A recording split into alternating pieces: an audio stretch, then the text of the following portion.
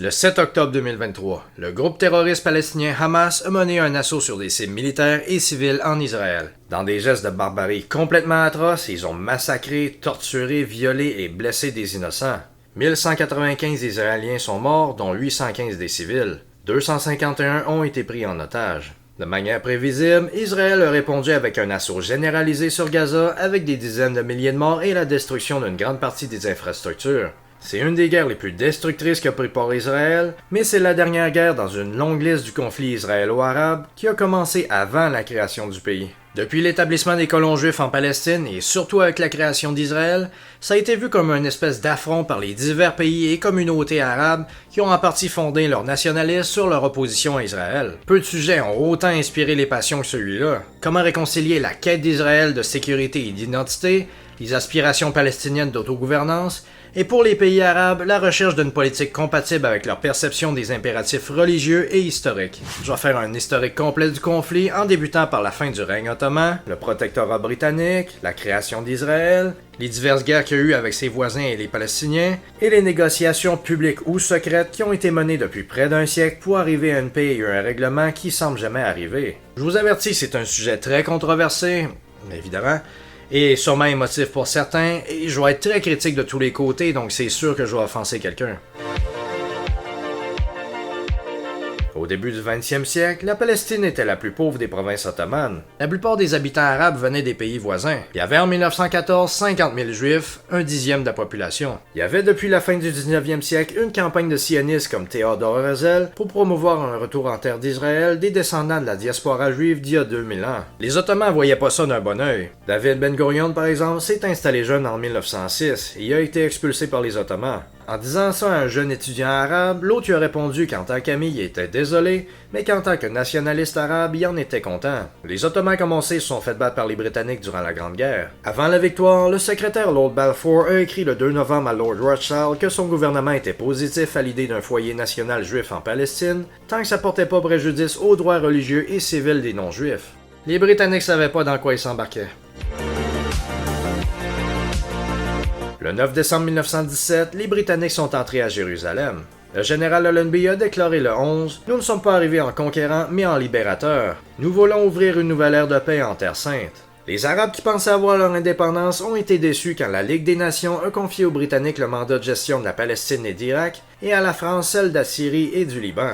Il y avait déjà de l'agitation en Palestine avec de la haine préalable envers les Juifs. Les Juifs achetaient souvent des terres à des gros propriétaires et laissant les paysans arabes déshérités. Les entreprises juives employaient surtout de la main-d'œuvre juive et commerçaient entre elles. Dès 1919, il y a eu des attaques arabes sur des villages juifs qui, en retour, ont fondé des milices de défense comme la Haganah. Certains révisionnistes comme Jabotinsky voulaient aller encore plus loin avec un mouvement de combat pour l'indépendance, ce qui a mené au Betar, organisation inspirée du fascisme, en 1923. Le Betar voulait s'en prendre à l'autorité britannique et répliquer aux attaques arabes. On avait déjà une situation explosive et des simples rumeurs pouvaient provoquer des violences haineuses. Après une rumeur en 1929 disant que les Juifs avaient tué des Arabes à Jérusalem, 64 Juifs ont été assassinés et 54 blessés à Hébron. La police britannique et des voisins arabes ont sauvé 480 personnes. Les Juifs d'Hébron ont quitté la ville qu'ils étaient installés depuis des siècles. 133 Juifs et 116 Arabes ont trouvé la mort cette année-là. Chaque côté accusait les Britanniques de favoriser l'autre. Avec les violences arabes, les Britanniques pensaient limiter la migration juive. Les Arabes avaient peur qu'avec la croissance de l'immigration juive, ils allaient devenir minoritaires sur le territoire.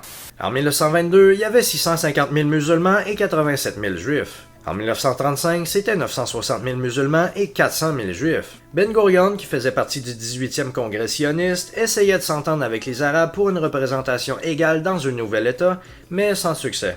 La révolte des Arabes de Palestine a débuté au printemps 1936 avec 11 civils juifs assassinés. Le Haut Comité arabe s'est rendu compte de son infériorité et a décrété un cessez-le-feu, mais le terrorisme a continué. Les Juifs, notamment la Haganah de Ben Gurion, au début faisaient preuve de retenue pour pas antagoniser les Britanniques. Dès octobre 1936, il y avait eu 80 Juifs, 200 Arabes et 30 Britanniques tués. Lord Peel a été envoyé par Londres pour examiner la situation, et son rapport a rejeté les accusations arabes, mais a conseillé de diminuer l'immigration juive avec possibilité de séparation du pays en deux. Les Arabes auraient eu 75% des terres, mais ont refusé par principe. Ben Gurion était satisfait, mais le Betar et autres extrémistes étaient outrés. L'Allemagne et l'Italie accusaient les Britanniques d'impérialisme sioniste, et les Arabes affichaient parfois des drapeaux de ces pays-là. L'ironie était que les Britanniques voulaient apaiser les Arabes en limitant l'immigration juive, mais le leadership palestinien était plus du côté allemand qui, lui, voulait favoriser l'immigration juive en Palestine. Au printemps 1937, l'Irgun a été créé et allait répliquer par représailles aux attaques arabes.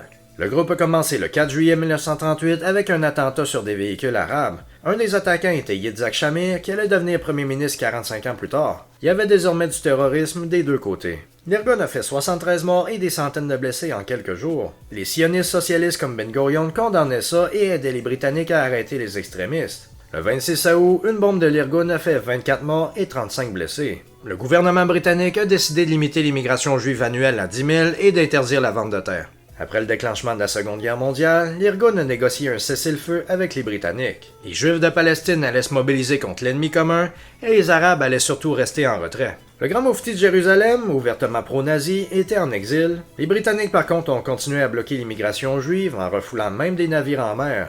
L'Irgun a éclaté en 1940 avec des militants menés par Avraham Stern qui a fondé le groupe Stern, ou Lehi. Ils ont assassiné un ministre britannique en 1944. Ils disaient que le peuple d'Israël était un peuple élu et que les Arabes étaient des étrangers. Ils voulaient des alliés contre les Britanniques et a même contacté l'Allemagne nazie. Il a été tué par la police en 1942. Avec la capitulation de l'Allemagne nazie, on a découvert l'étendue de la plus grande tragédie vécue par le peuple juif. Le gouvernement britannique d'Attlee n'allait pas changer la politique restrictive et la Haganah a brisé l'alliance. Ben Gurion s'est rallié avec l'Irgun et le Lehi pour former le mouvement de résistance hébreu. Désormais, les soldats britanniques étaient ciblés, même en congé. Il n'y avait pas de solution politique en vue et le pays devenait un camp armé. Truman, sous pression du Congrès américain, voulait l'admission de 100 000 juifs de plus, tandis que le Pentagone et les intérêts pétroliers étaient pro-arabes. C'était une guerre frustrante pour les Britanniques, qui faisaient surtout du cordon and search. Le 1er mai 1946, la commission anglo-américaine recommandait d'admettre en Palestine 100 000 réfugiés juifs rapidement. Londres a refusé et le 17 juin, le MRH a fait sauter tous les ponts reliant le pays aux États voisins. L'autorité mandataire a décidé que c'en était trop et a lancé l'opération Agatha le 29 juin. 2718 personnes de la Haganah et du Parlement ont été détenues et des dizaines de caches d'armes ont été trouvées. Le 22 juillet, des hommes armés sont allés à l'hôtel King David, qui regroupait du leadership britannique, et ont placé une bombe qui a fait 91 morts et 70 blessés. Les Britanniques à ce moment-là avaient jusqu'à 100 000 hommes sur place. Londres était à bout et a confié le dossier palestinien à l'ONU en 1947. Malgré ça, les attaques continuaient de plus belle, notamment avec des kidnappings. Le 31 mars, la raffinerie de Haïfa a été attaquée, provoquant un énorme incendie. Le Lehi pendait des otages et piégeait des corps. De l'autre côté, le Haut Comité des Arabes palestiniens a commis l'erreur de boycotter la Commission des Nations Unies et le rapport de partition. La Ligue arabe, création récente, menaçait d'aider les Palestiniens à faire des actions armées contre un partage. Le Comité spécial des Nations Unies sur la Palestine a proposé son plan de partage en août 1947. Les sionistes, excepté l'Irgun et le Lehi, ont accepté. Le plan a été adopté par l'Assemblée générale le 29 novembre. Immédiatement après, un bus de juifs a été attaqué par des Arabes à Jérusalem, faisant 7 morts. C'était le début d'une confrontation militaire judéo-arabe. Les Britanniques à ce moment-là laissaient faire, annonçant que leur mandat allait se terminer en mai 1948. En 2 semaines, 93 Arabes, 84 Juifs et 7 Anglais ont été tués. Il y avait des batailles pour plusieurs localités à travers le pays. Les Juifs ont réussi difficilement à prendre Deir Yassin, mais avec un massacre. Le Lehi et l'Irgun faisaient sauter des maisons et tiraient sur tout ce qui bougeait. Le premier bilan était 250 tués, avec beaucoup de femmes et d'enfants. Les institutions juives ont condamné le massacre, mais les Arabes l'ont pas oublié. Le 25 avril, l'Irgun bombardait Jaffa, près de Tel Aviv, au mortier pour faire fuir la population civile. Avec le retrait britannique le 14 mai 1948, Ben Gurion a déclaré l'indépendance d'Israël, promettant la liberté et l'égalité sociale de tous les habitants. Les États-Unis et l'Union soviétique ont rapidement reconnu l'État. Avec la déclaration d'indépendance, les pays arabes voisins sont intervenus militairement en disant vouloir rétablir l'ordre et la paix. En principe, il y avait 600 000 juifs contre 40 millions d'arabes, mais l'unité arabe était juste une façade, il n'y avait pas de coordination et leurs forces armées étaient misérables. La Légion arabe jordanienne, la meilleure force des pays arabes, avait 4500 hommes dans la guerre au début du conflit. L'Égypte en avait 10 000, la Syrie 3 000, l'Irak 3 000 et le Liban 1000. Du côté israélien, la Haganah avait 36 000 hommes, dont seulement 400 à temps plein. L'Irgun avait 1500 hommes et le Lehi la moitié. Les Israéliens avaient peu d'armes lourdes, mais avaient l'expérience de combat et se battaient pour leur survie. Les leaders arabes s'attendaient à un conflit facile. Ça a bien commencé pour eux avec la prise de Jérusalem-Est par les Jordaniens. Les trois principales zones de combat étaient Jérusalem, la route menant à Tel Aviv et les plaines d'Esdraélon et Galilée. L'ONU, avec le comte Bernadotte, a annoncé un cessez-le-feu le 11 juin, mais les propositions ont été rejetées par les deux côtés. Ben Gurion a profité de la trêve pour réorganiser ses forces avec des armes achetées clandestinement de Tchécoslovaquie. Les combats ont repris le 9 juillet. Moshe Dayan, commandant d'un bataillon de commando, a capturé une voiture blindée jordanienne et a réussi à prendre les villes de Lida et de Ramleh. Le 18 juillet, Bernadotte a négocié un autre cessez-le-feu, mais a été assassiné par le Lehi. Cet événement-là a mené à la dissolution de l'Irgun et de Lehi et de leur absorption dans une force combinée, Tsahal. Les Israéliens ont lancé une opération pour prendre le Negev, ont pris le port de Eilat et ont coulé un navire amiral égyptien. Ils ont aussi repoussé les Libanais et les Syriens au nord. La Syrie était dans une révolution et l'Irak a annoncé quitter la guerre le 13 mars 1949. L'Égypte a été amenée par les Américains à un armistice en 1949. Le Caire aurait la bande de Gaza. L'armistice final avec la Jordanie, qui allait garder la Cisjordanie et la vieille ville de Jérusalem, a été signé le 3 avril. Les Israéliens avaient montré leur détermination, leur endurance et leur ingéniosité. Israël avait agrandi sa zone de partition par rapport au plan de l'ONU. Ils avaient perdu 4017 militaires et 2000 civils. L'armée israélienne avait une force de presque 100 000 hommes bien équipés et commandés. Chez leurs opposants, seule la Légion arabe jordanienne avait véritablement combattu avec 10 000 hommes engagés à la fin de la guerre. Les autres pays avaient au total commis 45 000 hommes. Le monde arabe était sous le choc de la défaite. Ben Gurion avait dit que la guerre n'avait pas été gagnée parce que les Juifs étaient des meilleurs combattants, mais parce que les Arabes étaient pires. La population de Jordanie avait triplé avec l'annexion et l'immigration.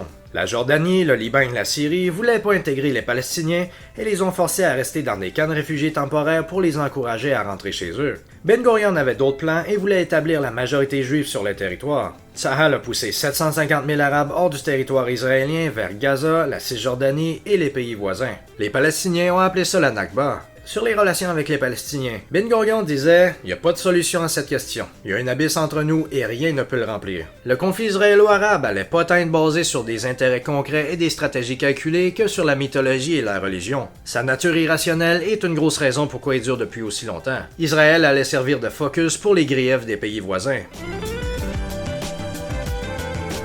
Immédiatement après la guerre, Israël a entamé des négociations secrètes avec d'autres pays, principalement la Jordanie, et même avec des comités de Palestiniens.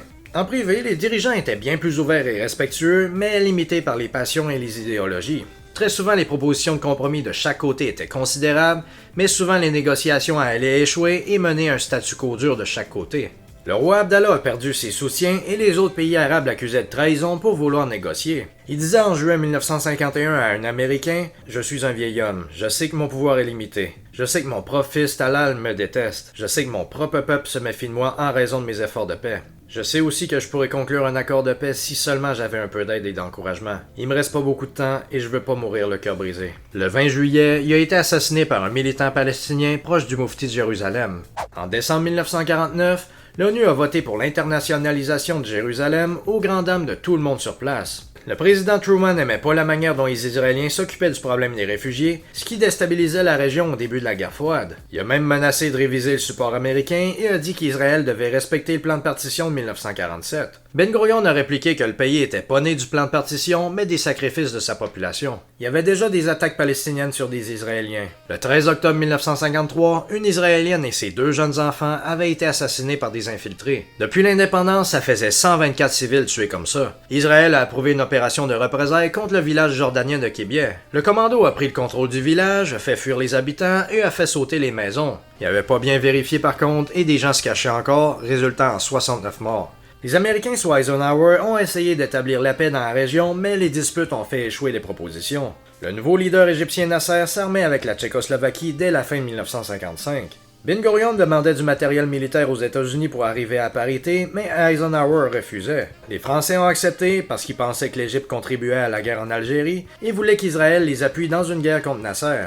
Ils ont envoyé des armes et un réacteur nucléaire secret. Avec la popularité croissante de Nasser dans le monde arabe, Israël le voyait comme une menace. Israël avait absorbé des centaines de milliers d'immigrants et voulait rapidement devenir une puissance économique avec l'aide financière des Juifs du monde, des réparations ouest-allemandes et des États-Unis. Nasser se faisait de plus en plus menaçant. Il a nationalisé le canal de Suez à l'été 1956 aux grandes dames des Britanniques. Il a formé un pacte militaire en avril avec l'Arabie Saoudite et le Yémen et en octobre avec la Jordanie et la Syrie. Il a même coupé l'accès israélien au golfe d'Aqaba avec un blocus, les coupant donc de l'accès au pétrole. Les forces israéliennes devenaient de plus en plus professionnelles et bien équipées. Israël voulait se préparer à une guerre contre l'Égypte pour neutraliser Gaza et les Fedayines qui faisaient des raids et assurer le transport maritime. Londres et Paris, eux, voulaient une guerre contre l'Égypte pour les raisons que j'ai mentionnées. Leur plan était qu'Israël prenne d'assaut le Sinaï pour ensuite lancer un ultimatum de cessez-le-feu qui serait refusé par l'Égypte et saisir le prétexte pour intervenir militairement eux-mêmes.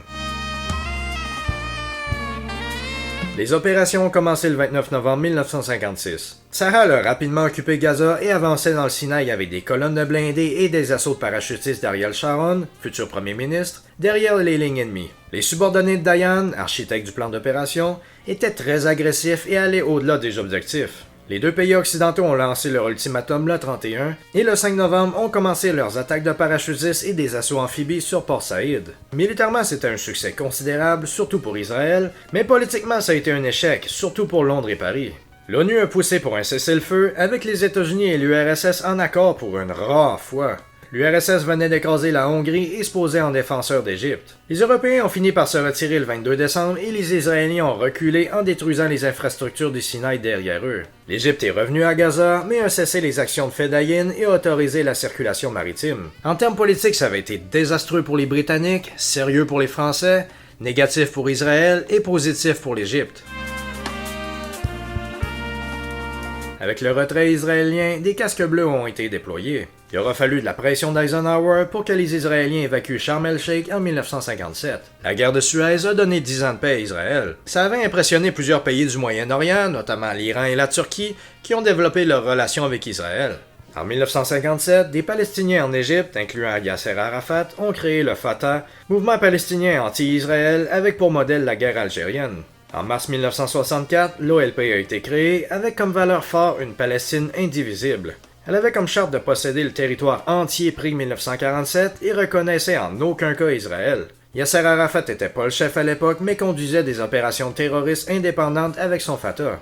Les terroristes palestiniens menaient des attentats depuis la Jordanie et la Syrie, et même si le roi Hussein promettait aux Israéliens de faire son mieux pour les empêcher, ça continuait. En novembre 1965, Israël a fait un raid en réponse sur un village jordanien, faisant exploser des maisons, même si le renseignement israélien avait clairement indiqué que les attentats récents venaient de Syrie. Du côté des pays arabes, Nasser a proclamé la République arabe unie en janvier 1958 avec la Syrie, mais le projet allait juste durer jusqu'en septembre 1961 avec une succession de coups d'État en Syrie qui ont porté Hafez el-Assad au pouvoir. Parce que l'Iran était proche d'Israël, Nasser a encouragé la subversion iranienne dont l'ayatollah Khomeini. Les Soviétiques avec Brejnev voyaient qu'ils pouvaient servir de Nasser pour amener la révolution dans la région. Ils ont envoyé des grandes quantités d'armement, incluant des missiles antiaériens. Dès 1966, Nasser pensait pouvoir gagner une guerre. Après avoir fait évacuer des casques bleus du Sinaï, il a établi des pactes de défense avec la Syrie, la Jordanie, la Libye, le Soudan et l'Irak. Le dictateur égyptien déclarait en mai 1967 que l'objectif profond de l'Égypte était la destruction d'Israël.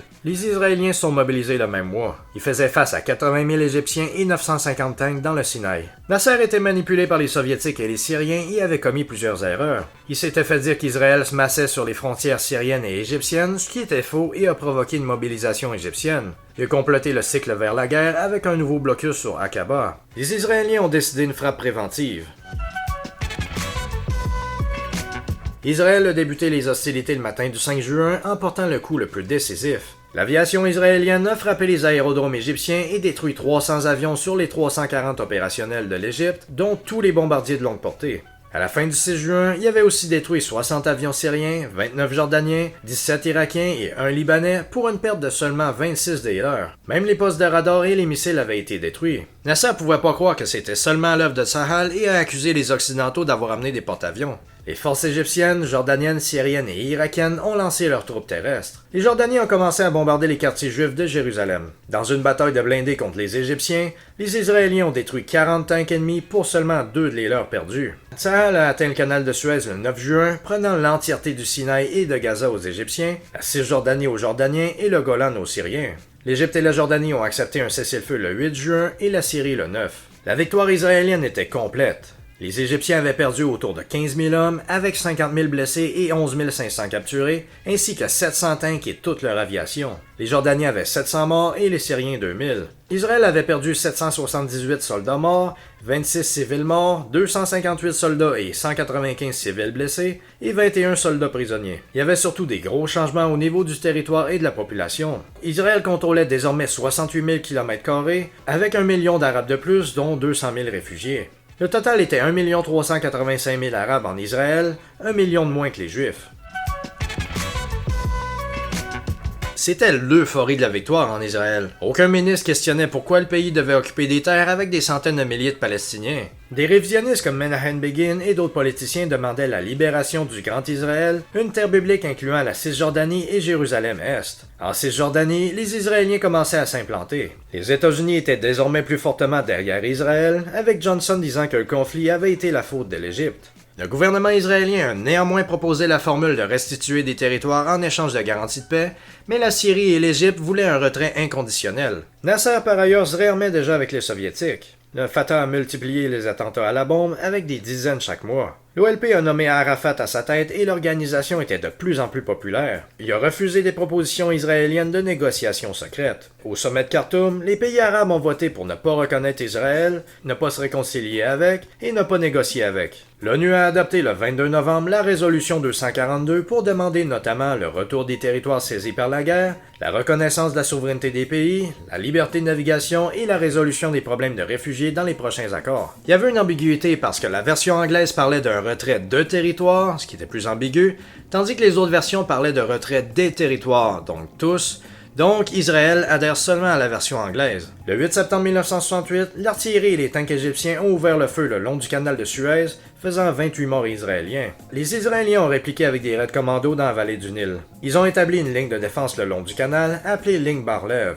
Les échanges de feu allaient devenir courants entre les deux pays avec plus en plus de pertes. En réaction à des attaques du Front populaire de libération de la Palestine contre des avions civils, le premier ministre Eshkol a approuvé une opération de représailles contre l'aéroport de Beyrouth. L'attaque a fait sauter 13 avions de ligne de compagnie arabe. Dans le sud du Liban, des commandos palestiniens tiraient des roquettes en décembre et Israël répliquait. Des attentats anti-israéliens se multipliaient à l'étranger, notamment avec des tirs d'armes sur des avions et des attentats à la grenade sur des ambassades. En avril 1969, l'Égypte a annoncé que le cessez-le-feu de 1967 était non avenu. L'Union soviétique a accepté de fournir une aide matérielle massive à l'Égypte. Les Soviétiques au début allaient piloter des avions et servir des missiles antiaériens. Israël a arrêté ses raids pour éviter une confrontation avec Moscou. Le nouveau gouvernement Nixon a proposé en 1969 un projet d'accord incluant le cessez-le-feu, l'acceptation de la résolution 242, y compris le retrait des territoires occupés, et l'interdiction de mouvements de troupes et de matériel. La première ministre Golda Meir a fini par accepter pour donner du répit à son pays et rehausser sa réputation à l'international. Nasser avait immédiatement accepté, mais avait triché en développant des faux sites de missiles avant l'accord, et après l'accord les a remplacés par des vrais. Il y avait eu pour les Israéliens 500 morts et 2000 blessés le long du canal. Dans les mois après l'accord, les Égyptiens ont doublé le système antiaérien. Des groupes terroristes palestiniens continuent à faire sauter des avions et ont pris des centaines d'otages, malgré l'opposition d'Arafat. Hussein de Jordanie a déclaré la loi martiale contre les mouvements palestiniens le 16 septembre 1970. La Légion arabe a lancé une offensive contre les camps palestiniens. Le 20 septembre, la Syrie a répondu en envoyant 200 tanks contre la Jordanie. La Jordanie a finalement repoussé les Syriens seuls et n'a pas hésité à tirer sur des camps de réfugiés palestiniens à l'arme lourde. Plusieurs combattants fadaïens sont enfuis dans les pays alentours, y compris en Israël, préférant ça aux prisons jordaniennes. Un cessez-le-feu a été annoncé le 27. Tandis qu'Israël voulait maintenir le statu quo dans la région et que les Américains et Soviétiques étaient préoccupés par leur détente, le président égyptien Sadat, qui avait pris pouvoir après la mort de Nasser, voulait une guerre avec des objectifs limités pour forcer la situation. Égyptiens et Syriens renforçaient leur front depuis 1972. Les généraux Ismaël et Chazli planifiaient d'éviter le type de guerre qu'Israël excellait, la guerre mobile avec des moyens techniques. Ils voulaient mobiliser les défenses antiaériennes pour neutraliser l'air force israélienne. Les Israéliens étaient confiants de faire face à toute éventualité, mais pensaient pas que Sadat, qui pourtant disait ouvertement que la bataille était inévitable, allait attaquer. Il y avait à l'été 1973 un renforcement des forces égyptiennes et syriennes, mais Israël focalisait surtout sur les attentats terroristes. Les rapports des avant-postes, du Mossad et même de la CIA qui parlaient d'offensives imminentes étaient écartés. Meir a finalement pris la décision de déployer les réserves, ce qui a probablement sauvé le pays.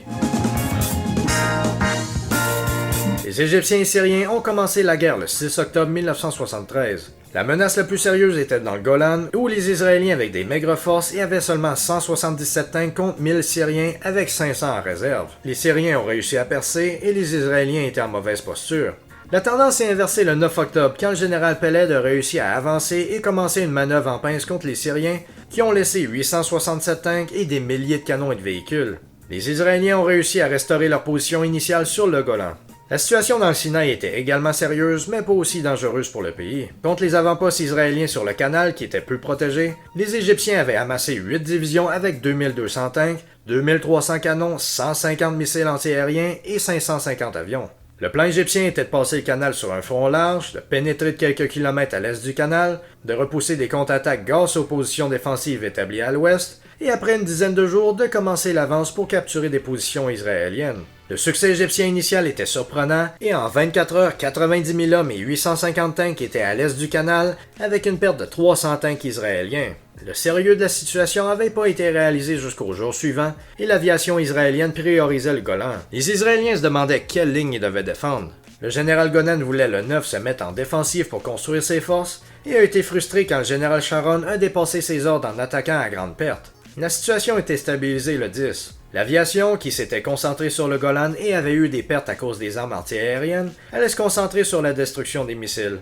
Dayan a approuvé un plan de contre-offensive contre les Syriens pour le 11. Les Israéliens ont frappé les Syriens et dès le 12 avaient dépassé la ligne de départ en arrivant à 50 km de Damas. La Syrie a accepté une proposition de cessez-le-feu le 22. Les Irakiens et Jordaniens ont également envoyé des forces plus petites totalisant quelques centaines de tanks, mais ont été facilement battus. Tsahal a donc pu se tourner vers l'Égypte. Dans le Sinaï, on a eu le 14 la plus grande bataille de blindés depuis Kursk, avec environ 2000 tanks au total des deux côtés. Les Israéliens ont très bien performé ici aussi avec l'aide de l'aviation. Les Américains et Soviétiques livraient des quantités importantes d'armes par air à leurs alliés respectifs pour combler les pertes. Les Israéliens ont contre-attaqué à partir de la nuit du 15 au 16 en passant le canal avec difficulté. Dès le 19, ils ont réussi à encercler des grandes unités égyptiennes et en atteignant presque Suez. Il y a eu une baisse des combats quand l'ONU a adopté la résolution 338 qui devait prendre effet le 22. Il y a eu une recrudescence des combats lorsque les Égyptiens ont voulu sortir de l'encerclement et que les Israéliens en ont profité pour continuer leur avance avant un deuxième cessez-le-feu le 24 avec la résolution 339 de l'ONU. L'échec du premier cessez-le-feu et l'apparent refus d'Israël de le respecter avaient provoqué une crise internationale. Les Soviétiques menaçaient d'unilatéralement intervenir pour arrêter les combats. Ça a amené les Américains à placer leurs troupes en état d'alerte pour faire reculer Moscou. Finalement, une force de l'ONU excluant les deux puissances a été acceptée. C'est seulement en janvier 1974 qu'un accord a été atteint et qu'Israël s'est retiré du Sinaï, à condition que l'Égypte s'engage à limiter ses forces sur place. Il y avait en attendant une confrontation entre les pays du Moyen-Orient et de l'Occident, les premiers ayant imposé un embargo pétrolier pour forcer les seconds à pousser Israël à accepter les termes des pays arabes. La guerre du Kippour a été l'une des plus intenses de l'histoire. Les pays arabes avaient manqué d'un commandement unifié et décisif. L'Égypte et la Syrie avaient débuté avec 2200 et 2000 tanks respectivement et en avaient perdu 2000 au total, tandis que les Israéliens avaient débuté avec 1700 et en avaient perdu la moitié. L'Égypte et la Syrie avaient perdu 250 avions de leurs 800 et Israël 115 de leurs 500, la plupart des défenses antiaériennes. Les pays arabes avaient perdu 8000 tués et Israël 2500, moins que les Arabes mais plus en proportion. Les pertes ont eu un gros impact psychologique en Israël. Il y a immédiatement eu une chasse aux coupables qui a visé Meir et Dayan, ce qui a plus tard mené à la victoire du Likoud en 77. Le focus israélien désormais était d'assurer sa supériorité militaire. Les Américains Kissinger et Nixon étaient parfois intransigeants avec Meir et faisaient dépendre leur livraison militaire à la volonté israélienne de collaborer avec les efforts américains de paix. Sadat a reçu Kissinger et a entamé un rapprochement avec Washington, trouvant que les Soviétiques l'avaient pas assez soutenu. Le président égyptien a organisé une conférence pour la paix à Genève, mais Meir voulait pas y aller à cause de la présence des Palestiniens. Il a fallu que Nixon la menace, disant que c'était ridicule. Kissinger a travaillé dur pour amener tous les pays à la table sauf la Syrie. En février 1974, des jeunes militants nationalistes religieux juifs ont fondé le mouvement Gush Emunim, ou Bloc de la foi, avec comme objectif l'installation de localités juives en Cisjordanie, au Sinaï, à Gaza et dans le Golan, et d'empêcher tout retrait israélien ou toute concession. Le gouvernement au départ les opposait, envoyant même l'armée pour les faire évacuer. Jimmy Carter, nouveau président américain en 1977, était le premier à appeler à un foyer national palestinien. L'élection du Likoud de Menahem Begin en 1977 a compliqué la chose encore plus. La droite du Likoud considérait toute la région comme terre d'Israël et a donné une légitimité à Gauchemounim. Les Palestiniens devenaient des Arabes en terre d'Israël. Begin par contre s'était publiquement déclaré disposé à négocier avec Sadat quand celui-ci a fait un discours conciliant. Les deux pays ont commencé des rencontres à l'été 77. Sadat a soudainement décidé de visiter Israël en novembre sans avertir son gouvernement. Tout ça semblait irréel. Il a été accueilli avec les honneurs et Begin l'a félicité pour son courage. Le président s'est rendu au mémorial de l'Holocauste avant de déposer une gerbe sur la tombe du soldat inconnu et d'aller à la Knesset. Il a prononcé un discours assez dur, mais en venant sur place, il reconnaissait l'État d'Israël.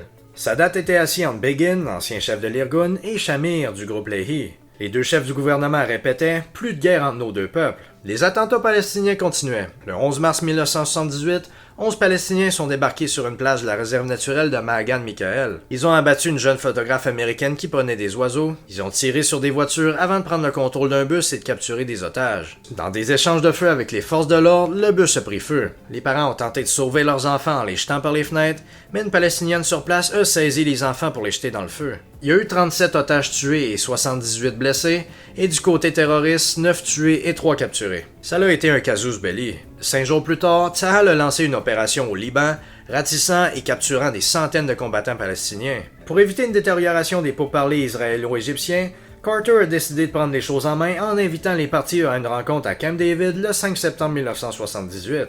Il a réussi après des longs désaccords à produire des concessions des deux côtés, dont le retrait des Israéliens du Sinaï. Un accord a été conclu le 17 septembre 1978 pour la mise en place de négociations Israël-Égypte-Jordanie-Palestinien pour la résolution du problème palestinien avec l'autonomisation des territoires dans une période intérimaire, des forces de sécurité conjointes, de se servir de la résolution 242 comme base et de garantir le droit légitime des Palestiniens à déterminer leur avenir.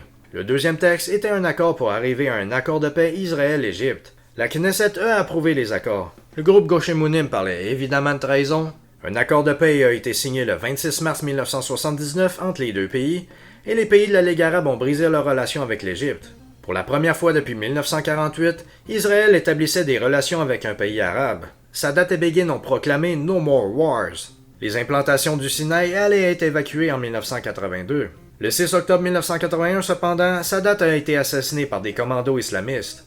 Beaucoup de dirigeants, dont Begin, Nixon, Ford et Carter, sont venus aux obsèques, mais seul le président soudanais était là parmi les pays arabes. Il n'y avait pas de grande foule pour l'homme qui avait perdu sa popularité pour atteindre la paix. Entre-temps, il y a eu la révolution en Iran. Des milliers de manifestants menés par des Palestiniens ont pris d'assaut l'ambassade israélienne et hissé leur drapeau. C'était la fin de 25 ans de relations étroites. L'Iran a immédiatement commencé des relations d'aide avec l'OLP qui ont été brisées seulement quand Arafat a commencé à négocier avec Israël.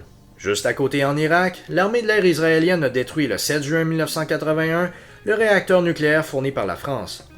On arrivait peu à peu à la guerre au Liban. L'expulsion de l'OLP de Jordanie avait déplacé ses activités au Liban. Plusieurs Libanais leur étaient sympathiques, mais les chrétiens leur étaient hostiles, les maronites voulaient leur expulsion, et même des musulmans chiites du Sud les aimaient pas à cause des obus envers la population. Dans les années 70, le cas palestinien semblait gagner en bénéfice. Les pays arabes devenaient plus riches, les pays ouest-européens leur devenaient plus favorables, et Cuba et 27 pays africains ont rompu leurs relations avec Israël. Le Mossad envoyait secrètement des armes, y compris des armes lourdes, aux milices chrétiennes phalangistes au Liban. Les Syriens étaient intervenus en 1976 pour établir leur contrôle et étaient vus comme des occupants. L'OLP lançait des vagues de roquettes et Tsahal répliquait avec des incursions. Une tentative d'assassinat sur l'ambassadeur israélien à Londres par des extrémistes palestiniens le 3 juin 1982 a donné à Israël l'excuse pour entrer directement en guerre. L'aviation est entrée en jeu en premier, suivi des tanks le 5 juin. L'aviation syrienne a tenté d'intervenir, mais s'est facilement fait battre. Le leader chrétien Bachir Gemayel voulait le pouvoir du pays, mais voulait pas avoir l'air allié d'Israël. De l'autre côté, les Israéliens étaient furieux que son mouvement de libération fasse absolument rien. Bien des chrétiens et musulmans du Sud voyaient les Israéliens comme des libérateurs, mais quand la bataille pour Beyrouth a commencé avec les bombardements le 12 août, l'opinion mondiale s'est tournée contre Israël. Gemayel a été élu président du Liban le 23 août. Le président américain Reagan était pour le retrait des forces étrangères du Liban et Begin était d'accord. Les combats continuaient par contre. Assad de Syrie voulait plus d'Arafat et a envoyé des milices l'attaquer, mais la France et l'Arabie saoudite sont intervenus pour l'aider à évacuer du Liban, les Israéliens ayant ordre de ne pas interférer. Le leader libanais Gemayel voulait expulser des camps de réfugiés palestiniens de Sabra et Shatila, où il y avait des hommes armés qui tiraient sur l'extérieur. il a été assassiné par les Syriens. Les phalangistes libanais sont arrivés pour se venger et ont entamé un massacre à partir du 16 septembre. Les chiffres varient entre 700 et 3500 civils tués. Les Israéliens ont laissé faire sans réagir et Begin a enflammé les critiques en disant « Des goyim tuent des goyim ». La communauté chiite libanaise, qui avait été passive durant la guerre, se réveillait, encouragée par l'Iran à organiser des réseaux intégristes, notamment le nouveau Hezbollah. La guerre civile continuait et les Israéliens n'arrivaient pas à assurer la stabilité, provoquant même un changement de leadership avec l'arrivée de Yitzhak Shamir. Israël s'est désengagé du conflit dès juin 1985. Avec Arafat désormais à Tunis, les Israéliens ont essayé plusieurs fois de l'assassiner. Le 1er octobre 1985, ils ont envoyé des F-15 jusqu'à son QG pour une frappe aérienne qui a fait une cinquantaine de morts palestiniennes et tunisiennes sans abattre le chef de l'OLP. Des contacts secrets ont quand même commencé en juin 1985. Les Américains travaillaient à organiser une initiative diplomatique sur l'autonomie palestinienne, mais voulaient que l'OLP renonce au terrorisme et adopte la résolution 242.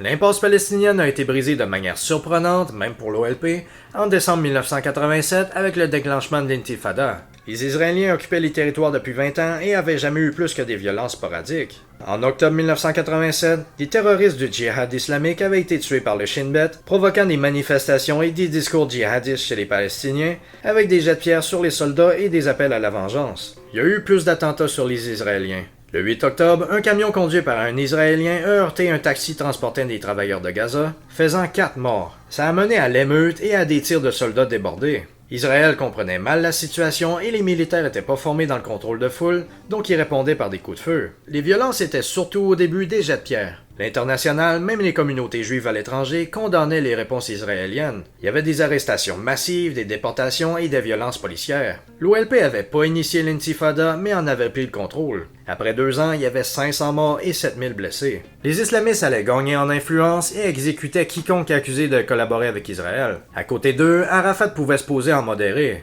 C'est là qu'est né le Hamas, acronyme de Mouvement de résistance islamique, qui prônait la destruction d'Israël, le meurtre de Juifs et l'imposition de l'islam. Les Jordaniens, qui avaient encore une grosse population palestinienne, ont décidé en juillet 1988 de complètement se désengager du problème palestinien. C'était plus facile désormais pour l'OLP de parler d'État et d'acceptation de la résolution 242. Le premier ministre Shamir au début refusait toute autonomie palestinienne. Arafat commençait à se rapprocher de Saddam Hussein, qui se posait en champion de la cause palestinienne et menaçait Israël avec ses missiles. Le nouveau président américain Bush était nettement moins pro-israélien que Reagan et critiquait les implantations juives qui étaient de 88 000 à ce moment-là en 90. Malgré les menaces de Saddam Hussein de détruire Israël, le gouvernement juif y voyait pas grande menace parce que l'Irak était occupé par la reconstruction suite à la guerre contre l'Iran. Quand l'Irak a envahi le Koweït en août 1990, Israël s'était préparé à des mesures militaires, mais les Américains essayaient de bâtir une coalition avec des pays arabes contre Saddam et ils voulaient pas qu'une implication israélienne vienne briser l'alliance. Les Israéliens ont dû se tenir calmes, même quand les Irakiens ont lancé des missiles Scud sur Israël. Arafat était affaibli au niveau diplomatique pour son soutien à Saddam. Ça n'a pas empêché le secrétaire Baker de travailler avec les Jordaniens pour organiser une conférence à Madrid entre Israéliens et Palestiniens.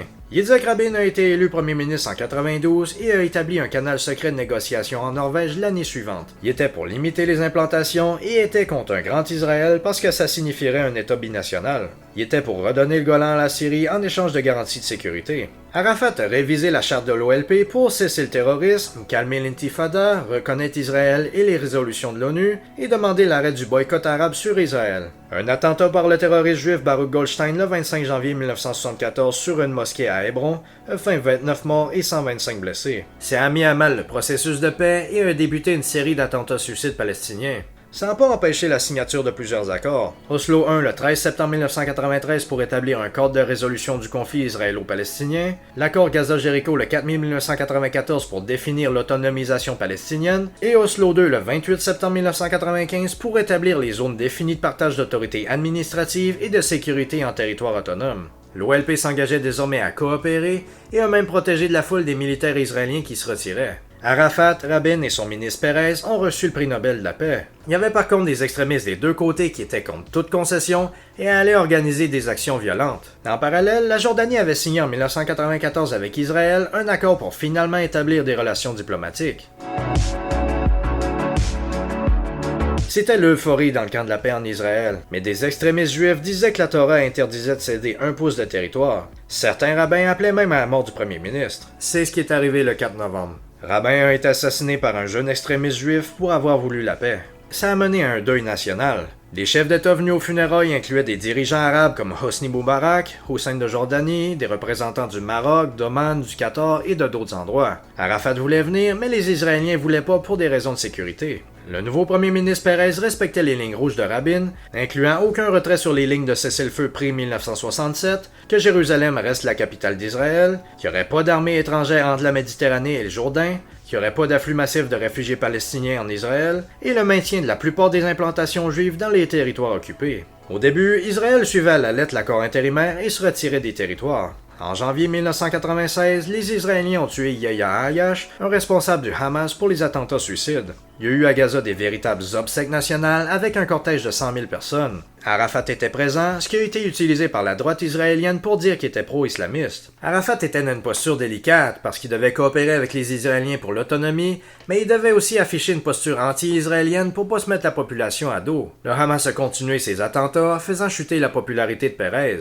Arafat voyait que ça pouvait porter la droite israélienne au pouvoir et a décidé de neutraliser le Hamas en coopérant avec le Shin Bet pour arrêter 2000 militants. Des troubles ont encore éclaté au sud Liban. Tsahal occupait une zone dans le sud du pays et a été attaqué par le Hezbollah, qui tirait des roquettes sur Israël. L'armée a exécuté le plan Raisin de la colère, soit un bombardement du sud le 11 avril qui a provoqué un flot de 200 000 réfugiés pour inciter le gouvernement libanais à faire pression sur le Hezbollah. Un cessez-le-feu a débuté le 27 avril, après 154 civils libanais morts et 350 blessés. Benjamin Netanyahu a profité de l'insécurité pour aller chercher l'électorat de droite, et la mort de civils au Liban a poussé les électeurs arabes israéliens à boycotter l'élection. Netanyahu a été élu le 29 mai avec le soutien des ultra-orthodoxes et du mouvement des implantations. Le nouveau premier ministre était opposé au processus de paix, mais avec les 2 tiers de sa population en faveur des accords d'Oslo, il a continué le processus. Néanmoins, Netanyahu était un idéologue et non un pragmatique.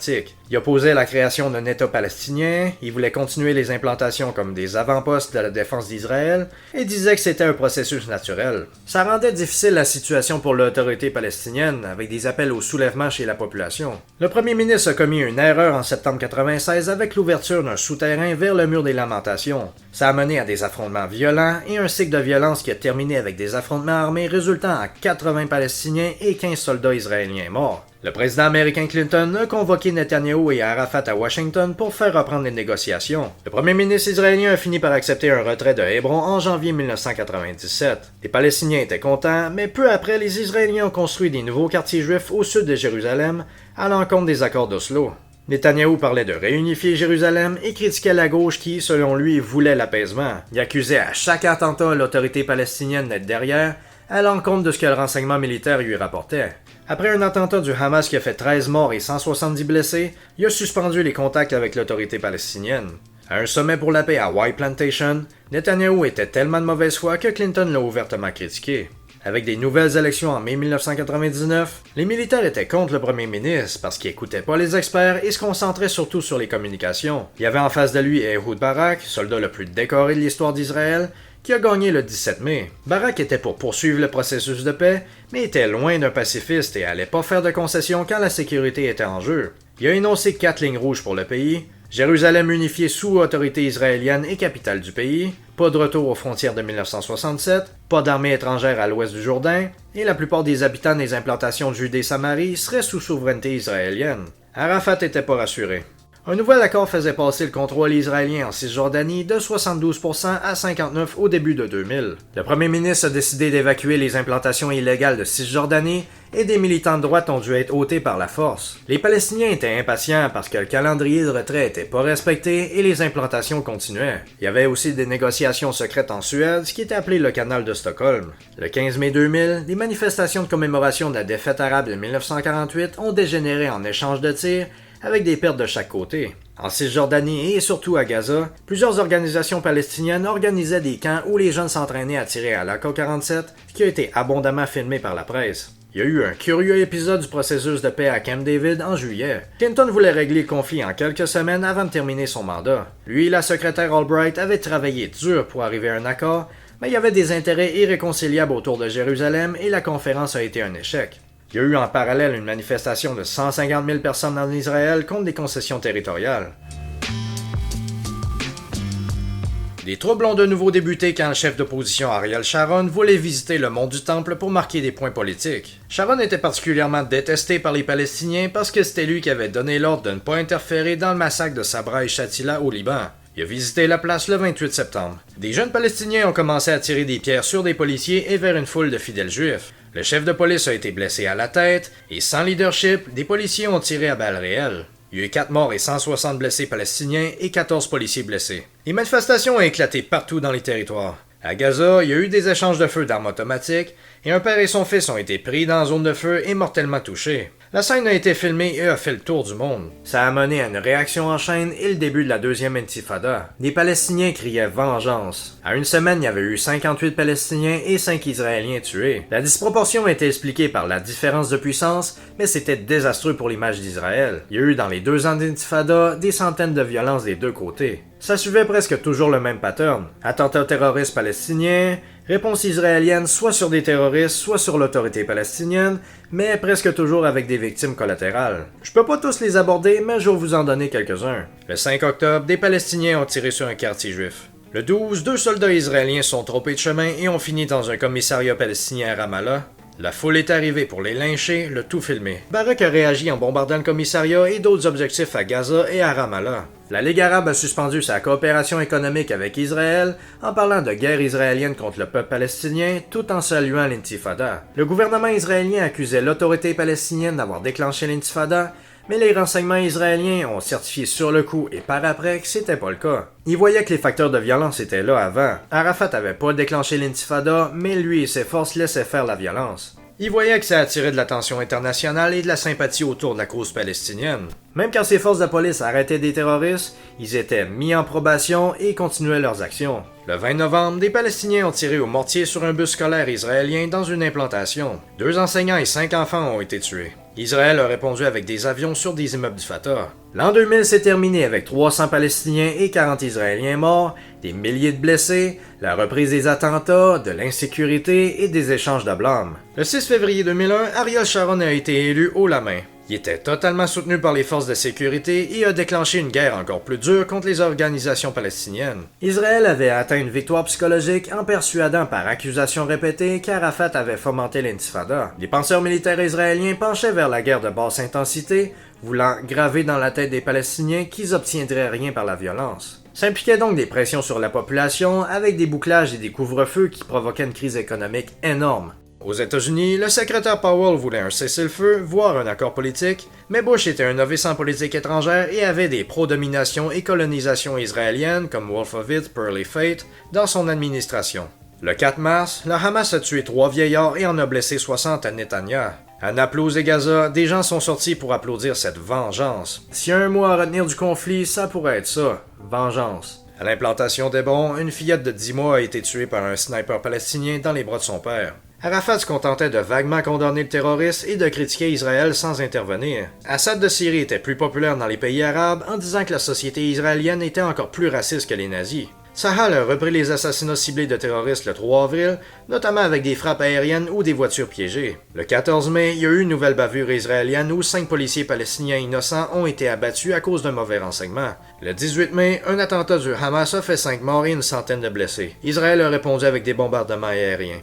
En mai, l'Américain George Mitchell a publié un rapport disant qu'il n'y avait pas de preuve de planification de l'autorité palestinienne pour l'intifada, mais également pas de preuve d'effort pour l'empêcher. Les soldats avaient la gâchette facile parce qu'ils n'étaient pas poursuivis après des morts civiles. Mitchell recommandait aux Palestiniens de punir les terroristes et aux Israéliens de cesser les colonies.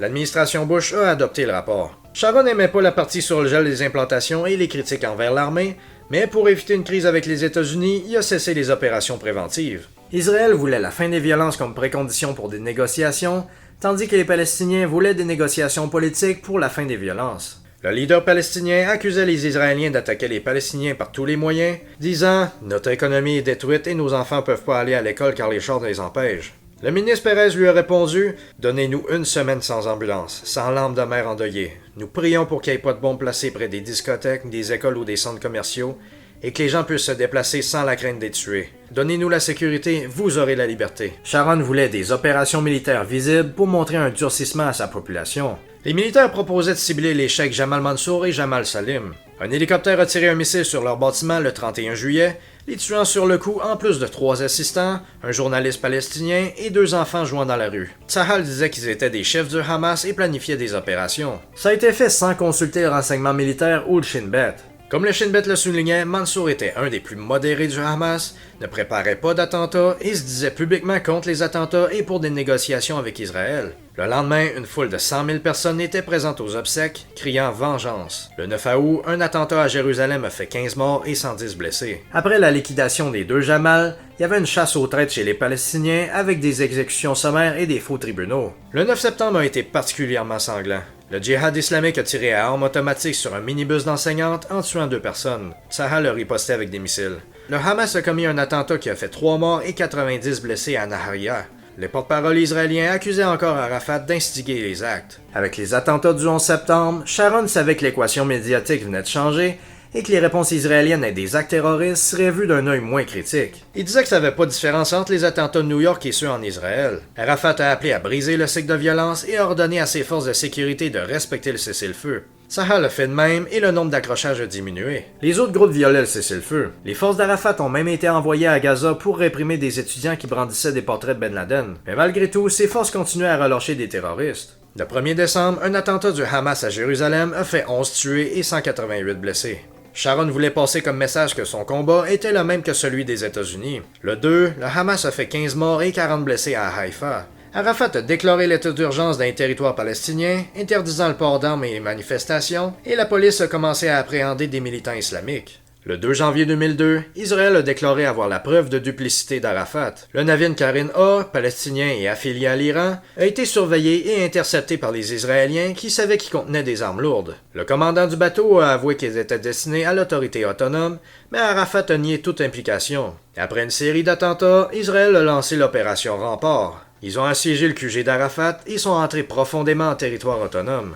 Après une intervention d'agents britanniques et américains pour arriver à un compromis sur l'internement de Palestiniens recherchés, Tzahal a cessé son siège d'Arafat après 34 jours. L'opération Rempart avait fait 265 morts, combattants ou civils, côté palestinien, avec 29 militaires israéliens morts. Durant la même période, 33 Israéliens avaient été tués par des attentats suicides. Sous pression de la communauté internationale, Arafat n'avait pas d'autre choix que de réformer les institutions palestiniennes, notamment d'unifier la sécurité, qui était divisée en 12 organisations. Le 5 juin, un jeune Palestinien de 16 ans du djihad islamique a tué 17 personnes et blessé 40. Le 18 juin, le Hamas a fait exploser un bus, 19 morts et 74 blessés. Le lendemain, un attentat de la brigade des martyrs d'Al-Aqsa a fait un nombre similaire. Arafat appelait à l'arrêt des attaques, mais sans résultat. La stratégie du Hamas était donc de continuer les attaques pour montrer aux Palestiniens qui combattaient, et de laisser les Israéliens s'en prendre à l'autorité autonome pour l'affaiblir. Le 20, 2 Palestiniens du FPLP tuaient une famille de 5, dont 3 enfants, dans une implantation. En Cisjordanie, 600 000 Palestiniens étaient bloqués par un couvre-feu et pouvaient juste sortir quelques heures par jour pour s'approvisionner. La situation des Palestiniens était catastrophique, avec du chômage entre 50 et 60% et le tiers des enfants mal nourris. Le système de barrières israélien voulu par Sharon continuait sa construction et suivait pas toujours la ligne de frontière. Il coupait parfois des agriculteurs palestiniens de leurs terres et détruisait des plantations. Le tracé prévoyait d'englober des colonies. Du 29 septembre 2000 au 31 décembre 2003, 2316 Palestiniens et 879 Israéliens sont morts. En secret, Sharon avait réalisé qu'il fallait évacuer Gaza. La droite était outrée devant la possibilité d'enlever des implantations, disant que ça allait contre le sionisme et que ça récompensait le terrorisme. Le Conseil des implantations demandait même la démission de Sharon. Dans la ligne de Ben Gurion et Yigal Allon, Sharon voulait des frontières à des fins sécuritaires et non idéologiques et voulait pas trop incorporer d'Arabes et de perdre la majorité. Après un énième attentat du Hamas, Sharon a fait assassiner le Cheikh Yassine, son fondateur, le 22 mars 2004. L'autorité autonome, toujours ambiguë, a décrété 3 jours de deuil. 150 000 personnes ont assisté aux obsèques. Il y a eu des réactions israéliennes non seulement dans le monde arabe, mais aussi dans des pays comme les Philippines. Des tirs de roquettes artisanales depuis Gaza étaient répondus par des incursions, des destructions de maisons et des liquidations ciblées. Le 5 octobre, une écolière palestinienne de 13 ans a été abattue par Tzahal, avec 20 balles dans le corps, dont 5 dans la tête, tandis qu'il n'y avait aucun incident qui avait été répertorié dans le secteur. Un officier a été traduit en cour martiale et acquitté. Le 11 novembre, Yasser Arafat est décédé. Mahmoud Abbas a été élu comme président de l'autorité autonome. Il pouvait pas imposer de cessez-le-feu, mais a négocié une trêve pour la suspension des attaques. Le général Ya'alon a répondu en cessant les opérations de Tzahal à Gaza. Ça a donc marqué la fin de la deuxième intifada, mais jamais celle des violences. La priorité pour le Hamas était désormais politique. Le mouvement a remporté la plupart des élections municipales des territoires et a établi un gouvernement d'unité avec le Fatah. Le 8 février 2005 en Égypte, Sharon et Abbas ont annoncé un cessez-le-feu. Il y a eu des violences quelques fois par mois. Le djihad islamique notamment n'avait pas accepté le cessez-le-feu et Israël tirait occasionnellement sur des cibles. Le retrait israélien des implantations de Gaza a commencé le 17 août. Le mouvement nationaliste religieux, qui disait que c'était un crime d'abandonner des territoires, n'avait pas réussi à rallier l'opinion publique. 2800 maisons devaient être rasées, et le tout s'est terminé le 12 septembre après avoir envoyé des forces de sécurité pour ôter des militants qui voulaient pas partir. Ça n'a pas mené à la paix parce que 13 jours plus tard, des roquettes artisanales ont été tirées sur Israël, et Tsahal a repris les liquidations ciblées. En mauvaise posture politique et avec des problèmes de santé, Sharon a créé un nouveau parti Kadima et a laissé la place de premier ministre à Ehud Olmert. Olmert se voyait comme un successeur de Sharon. Il allait rapidement être défié par le Hamas et le Hezbollah, dérivé vers une guerre problématique au Liban, une grande opération à Gaza et des négociations sans succès avec la Syrie et les Palestiniens menant à une démission. Le retrait unilatéral israélien du Liban en 2000 avait poussé le Hezbollah, l'Iran et la Syrie à voir ça comme une confirmation de la doctrine de résistance Mukawama. Le Hezbollah avait kidnappé 3 soldats en octobre 2000. Barak et encore plus Sharon focalisaient sur le problème palestinien et répondaient pas fortement. Le Hezbollah a pu construire un arsenal de missiles et d'infrastructures avec un réseau de fortification et des missiles anti-chars et avait débuté des attaques intermittentes en mai 2005. Les services de renseignement focalisaient sur le conflit palestinien et avaient été surpris. Le 12 juillet 2006, le Hezbollah a bombardé des localités israéliennes à la frontière et kidnappé 3 militaires. Israël a répondu immédiatement avec une campagne de frappe aérienne massive, mais le groupe terroriste gardait encore la plupart de ses missiles de courte et moyenne portée et en tirait une centaine chaque jour. Les Israéliens hésitaient à une campagne terrestre et l'ont juste approuvé le 9 août. L'opération n'a pas été complétée à cause de la résolution 1701 de l'ONU, adoptée le 11 août. La guerre s'est terminée avec 156 Israéliens morts, dont 117 soldats, pour 700 combattants ennemis tués. Il y a une controverse sur les civils libanais morts, avec des estimés qui vont jusqu'à 1000. Les dommages matériels avaient été importants dans les deux pays. La doctrine militaire de conflit de basse intensité adoptée par Tsahal fonctionnait pas. Le Liban restait un État défaillant, le Hezbollah gardait sa capacité offensive et a été réarmé par l'Iran et la Syrie. Olmert voulait briser l'axe Iran-Syrie-Hezbollah avec des négociations avec Assad. Le gouvernement d'unité palestinienne est tombé en juin 2007, avec le Hamas gardant Gaza et le Fatah la Cisjordanie. Les deux sont même entrés en bref conflit armé pour le contrôle de Gaza. L'Iran avait développé une relation avec le Hamas depuis les années 90, malgré la question religieuse, simplement par hostilité à Israël. Téhéran soutient aussi d'autres groupes comme le djihad islamique. Il y a eu un point tournant en 2012 quand le Hamas a rompu avec l'axe Iran-Syrie-Hezbollah à cause de la guerre civile en Syrie et pour des questions religieuses, mais comme on l'a vu récemment, l'Iran maintient des liens pour des questions d'intérêt. La relation avec l'autorité palestinienne reste tendue et l'Iran dit que le Hamas est le véritable représentant des Palestiniens. Israël préférait avoir un Hamas faible qu'un vide de pouvoir et focalisait sur l'Iran et le Hezbollah. Le Hamas néanmoins a pu sur le long terme se renforcer militairement pour des opérations. Les Israéliens focalisaient sur la menace des roquettes avec le dôme de fer et sur les tunnels, mais pas sur une attaque terrestre. Le 6 septembre 2007, Israël a bombardé un réacteur nucléaire nord-coréen en construction en Syrie. Olmert avait voulu passer par l'ONU, mais il était évident que peu aurait été accompli. L'opération a été facile. Chaque côté voulait minimiser l'attention médiatique sur ça, Assad pour pas avoir à répliquer ou se voir embarrassé. Les pourparlers ont quand même continué, mais la Syrie demandait encore un retour à 1967. Dans ses relations avec les Palestiniens, Olmert a mené 36 rencontres avec Abbas entre août 2006 et septembre 2008. Abbas était vu comme faible et avait besoin de soutien international pour survivre face à la menace du Hamas. Le président américain Bush a essayé d'amener un accord sur la question palestinienne en organisant une conférence à Annapolis le 27 novembre 2007. Elle s'est terminée avec une déclaration jointe de lancer des négociations bilatérales. Ces négociations-là, en 2008, ont toutefois pas abouti à cause des questions territoriales des colonies. Il y avait encore la question de Jérusalem et celle du retour des réfugiés en Israël. Le 16 septembre 2008, Olmert a fait une offre finale, mais Abbas a refusé, espérant d'avoir des meilleurs termes avec la prochaine administration américaine. Une erreur de jugement. Quand l'Égypte a réalisé que le Hamas était soutenu par l'Iran et voulait déstabiliser le régime de Moubarak, elle a fermé sa frontière avec Gaza, rendant la vie encore plus misérable, mais sans vraiment déranger le trafic de frontières. En réponse à une attaque israélienne sur des tunnels de trafic, le Hamas a tiré énormément de roquettes en décembre 2008, notamment 60 le 24, pour un total de 1270 pour l'année.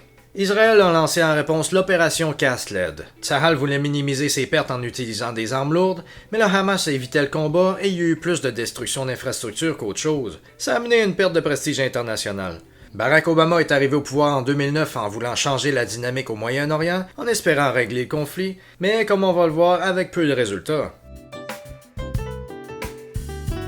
Benjamin Netanyahou est revenu au pouvoir en mars 2009, disant que ses avertissements contre les concessions territoriales étaient confirmés. Les attaques de roquettes et la menace d'un Iran nucléaire avaient envoyé les électeurs à droite. Il disait que les Palestiniens n'étaient pas prêts à un compromis pour terminer le conflit, qu'ils n'accepteraient pas Israël comme un État juif et que Jérusalem devait être unifiée sous règne israélien. Il a offert une alternative à la politique Land for Peace, soit de proposer des concessions territoriales en échange de garanties de paix, disant que le pays pouvait devenir un pays de style occidental et faire affaire avec le monde arabe tout en poussant les Palestiniens.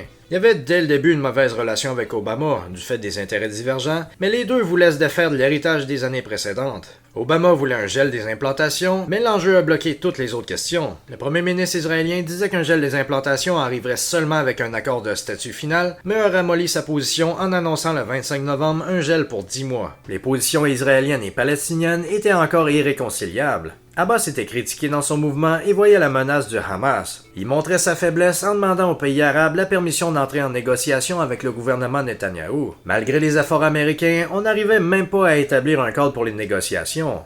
Abbas demandait un retour aux frontières de 1967, des échanges d'implantation un contre un, tandis que Netanyahou demandait la reconnaissance d'Israël comme État juif et foyer national du peuple juif. Le Hamas et d'autres groupes essayaient d'empêcher le dialogue avec une campagne terroriste sur des civils, notamment en tirant 680 roquettes en 2011. Dès décembre 2010 et surtout au début 2011, des révoltes ont éclaté dans plusieurs pays du Moyen-Orient face à la corruption et l'autoritarisme, menant soit à des réformes pour rester au pouvoir, comme au Maroc, soit à s'écarter, comme en Égypte, soit à la répression massive, comme en Libye et en Syrie. Aux États-Unis, les néoconservateurs voyaient la confirmation de leurs efforts de démocratisation et les libéraux soutenaient les mouvements démocratiques. Avec les révolutions arabes, l'enjeu palestinien a été relégué au second plan. Des groupes anti-Israël plus radicaux que les leaderships des pays prenaient en importance. Face à la guerre civile syrienne, Israël voulait surtout contrer l'Iran et s'est contenté de tirs de missiles ciblés. C'est important de mentionner, le pays a également fourni de l'aide humanitaire et médicale à des civils syriens. Ils ont mené un effort considérable avec l'opération Good Neighbor en 2016, aidant plusieurs milliers de personnes, jusqu'à la fin de 2018 avec la prise du sud du territoire par les forces d'Assad. La clé de la politique palestinienne de Netanyahou était le divide and conquer, soit en maintenant des relations avec l'autorité palestinienne tout en laissant le Hamas monter. Il pensait pouvoir contenir le Hamas avec un blocus naval et économique, des systèmes de défense à la frontière, et des raids périodiques contre les militants et l'infrastructure. C'était une méthode qui était surnommée ton de la pelouse. Un conflit de basse intensité était plus désirable qu'un accord de paix coûteux politiquement ou un risque de guerre. Je vais en reparler plus tard. En novembre 2012, Israël a répondu à des tirs de roquettes en lançant l'opération Pillar of Cloud. Plusieurs centaines de civils ont été tués ou blessés. La réaction internationale était largement outrée, mais la plupart des pays occidentaux parlaient de droit d'Israël à se défendre. Plusieurs civils d'ailleurs étaient des victimes de roquettes défectueuses du Hamas. Durant l'opération, les groupes palestiniens ont tiré 1456 roquettes, dont 142 qui sont tombées à Gaza. Il y a eu 6 civils israéliens tués et 240 blessés. 8 Palestiniens ont été exécutés pour collaboration avec Israël. En parallèle, un attentat palestinien sur un bus a fait 28 morts civils. En juillet 2014, on a eu un scénario similaire, cette fois avec l'opération Protective Edge. Ça a résulté en plus de 2000 morts à Gaza, et pour une fois, les chiffres des deux côtés s'accordent pour les pertes. Mohamed Deif, le chef de la branche militaire du Hamas, avait refusé à 9 reprises à l'époque les propositions de cessez-le-feu de Benjamin Netanyahou. Il avait remarqué que les images de victimes civiles des bombardements israéliens, qui étaient diffusées par les médias internationaux, faisaient baisser le soutien à Israël de jour en jour. On voit bien les parallèles historiques. Le président Trump était nettement plus aligné sur Israël et a renversé une politique américaine en reconnaissant l'annexion du Golan et en bougeant l'ambassade américaine à Jérusalem.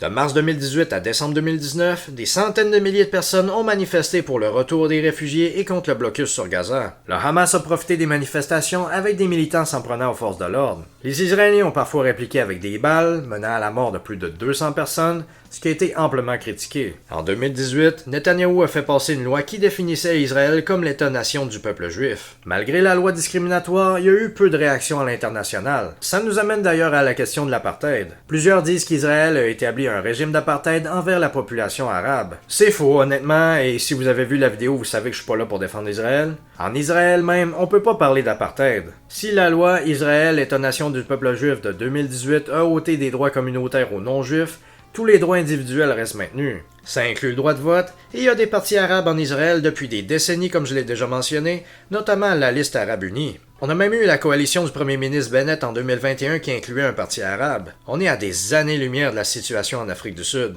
Pour revenir à la politique de division des Palestiniens de Netanyahou, le but du gouvernement Netanyahou est d'empêcher à tout prix la création d'un État palestinien. Donc, en maintenant deux autorités séparées à Gaza et en Cisjordanie. Selon le droit international, les critères pour qu'une entité soit légalement considérée comme un État sont une population permanente, un territoire défini, un gouvernement et la capacité à entrer en relation avec d'autres États. Les Palestiniens s'en sortent mal dans ça, et en maintenant deux autorités en compétition, Israël peut empêcher la création d'un État. La reconnaissance internationale n'a aucun impact au niveau légal. Peu importe le nombre de pays qui reconnaissent la Palestine comme un État, c'en est pas un. Donc, en attendant, Israël peut continuer ses implantations sans que ça empiète sur un autre État.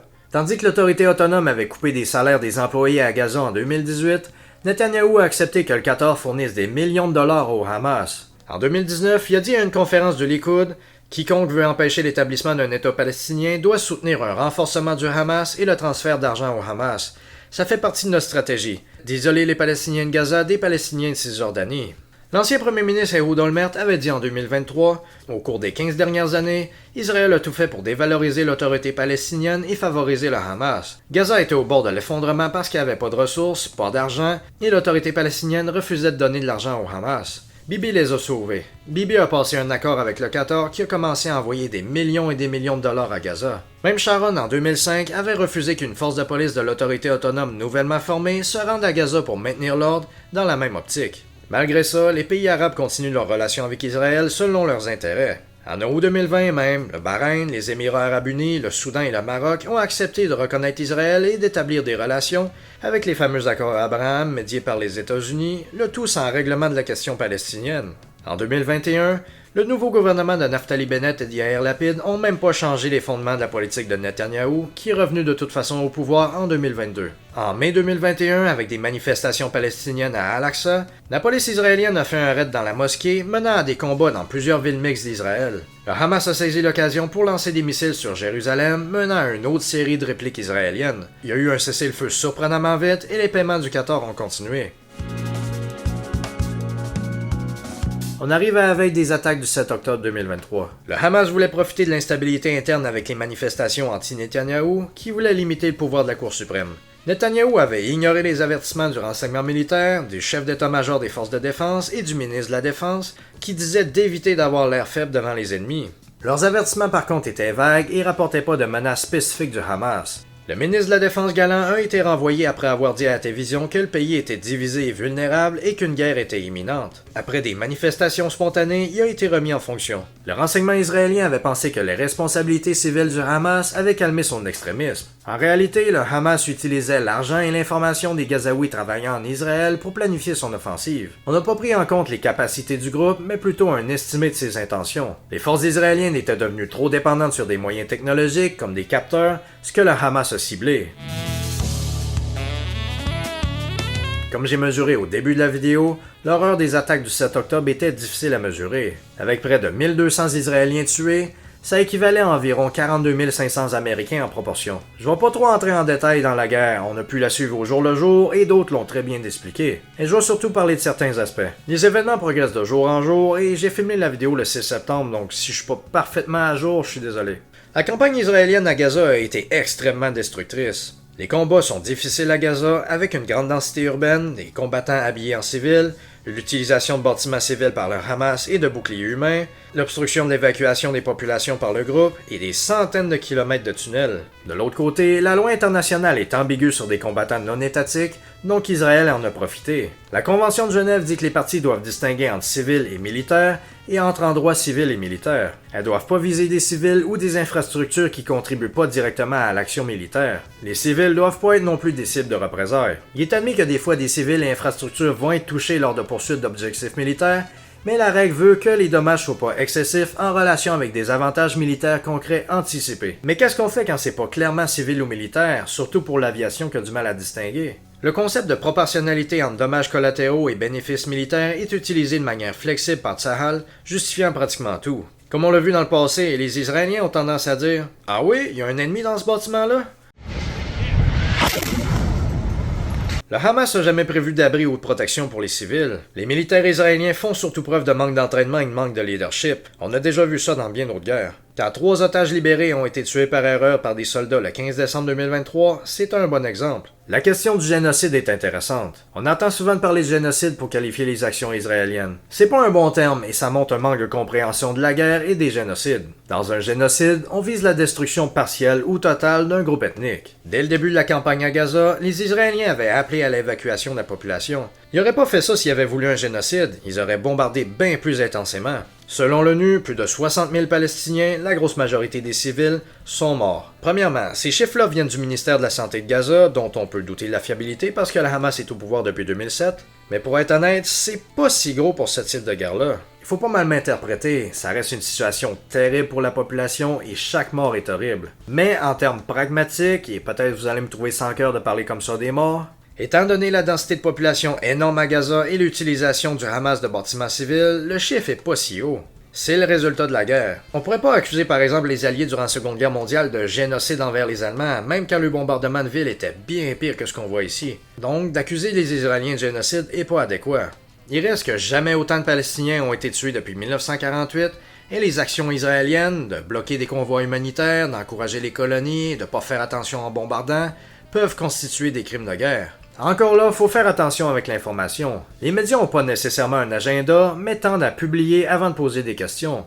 C'est ce qui est arrivé avec des histoires disant que les troupes israéliennes ont fait feu sur des civils qui allaient chercher de l'aide humanitaire à un convoi humanitaire américain. Il n'y avait pas de preuve d'implication israélienne, et des jours plus tard, les mêmes médias ont retiré leur histoire, disant désormais que c'était du coup de feu, vaguement. Faut noter que les accusations de mort dans ce genre-là sont toujours par le ministère de la Santé de Gaza, dont l'objectivité est douteuse. C'est pas pour dire que les Israéliens sont pas responsables de tir, ils l'ont avoué eux-mêmes, même s'ils ont essayé de le cacher, mais il faut juste faire attention aux dires du gouvernement de Gaza. Les États-Unis ont soutenu Israël, ce qui a affaibli leur standing dans le tiers-monde, et quand Biden a voulu faire pression sur Netanyahou en suspendant des livraisons d'armes, c'était Israël et les conservateurs qui étaient furieux. Washington a essayé de compenser en poussant pour un cessez-le-feu, des convois humanitaires, pour que l'autorité autonome gouverne Gaza après la guerre, et pour que la Hamas relâche les otages. Malgré ça, même la Jordanie et le Bahreïn ont critiqué les Américains et ont rappelé leur ambassadeur d'Israël. C'est surtout pour faire bonne figure, parce qu'en privé, ils sont surtout inquiets des mouvements islamistes. Ce qui reste intéressant est la portée de la haine anti-Israël. 90% des Palestiniens ne croient pas que le Hamas a tué des Israéliens le 7 octobre. En Arabie Saoudite, c'est 95%. C'est assez incroyable. Les écoles à Gaza parlent aux enfants dès leur jeune âge de tuer des Juifs, ce qui est complètement fou. De l'autre côté, le gouvernement israélien actuel est le plus à droite, le plus raciste et le plus annexionniste de l'histoire du pays. Les membres du gouvernement Netanyahou, comme le parti Force juive, veulent coloniser Gaza. Quand le ministre des Finances israélien annonce un plan massif de colonisation de la Cisjordanie avec comme but avoué d'écraser la possibilité d'un État palestinien, ça améliore pas les choses. Une autre chose intéressante aussi est que les pays arabes de la région veulent pas de réfugiés palestiniens. L'Égypte a mené conjointement avec Israël le blocus sur Gaza depuis des années, donc c'est pas surprenant. La Jordanie a failli se faire renverser par les Palestiniens comme on l'a vu, et le Liban a énormément souffert de la présence palestinienne également. Ensuite, on a eu de manière prévisible un nouvel épisode de la guerre Israël-Hezbollah au Liban, avec le même scénario que les précédents. Ce qui distingue est que l'Iran s'est pas contenté de soutenir matériellement le Hezbollah, mais a carrément lancé en avril et en octobre 2024 plusieurs centaines de missiles et de drones directement sur Israël en réaction à la guerre. La plupart ont été abattus par les défenses israéliennes, mais c'était la première fois depuis 1991 que ça arrivait. L'Iran a amélioré son standing en se posant en défenseur inconditionnel des Palestiniens, et il y a même eu des célébrations dans les rues chez les Palestiniens et dans des pays arabes.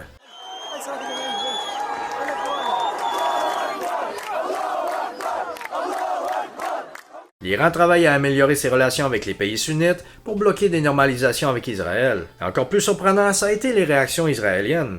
Vous avez remarqué que dans le passé, ils sont jamais gênés de répondre de manière disproportionnée, mais là, ils se sont contentés de frappes de haute précision sur des atouts iraniens pour leur montrer qu'ils étaient meilleurs au niveau technologique. Ce qui m'a quand même surpris a été la campagne israélienne contre le programme nucléaire iranien. Dans le fond, je devais pas être surpris parce qu'ils sont jamais gênés dans le passé, mais là, c'était beaucoup plus dur que contre les Irakiens et les Syriens.